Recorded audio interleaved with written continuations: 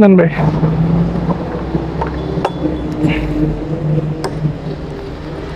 তো সীতাকুণ্ড আরো 40 কিলোমিটার। আমরা এখন কি আরো জিরাইবা? আচ্ছা আল্লাহ সামনে কয় কিলো? আধা ঘন্টায় না? কটা বাজে রাখছে যে? 50 মিনিট।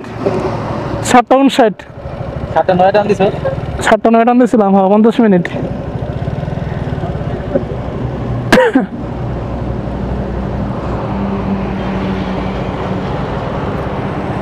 তো আমরা এখন এখানে একটু রেস্ট নেই, যেহেতু আমরা মাত্র 50 মিনিটে 65 কিলো চলে আসছি।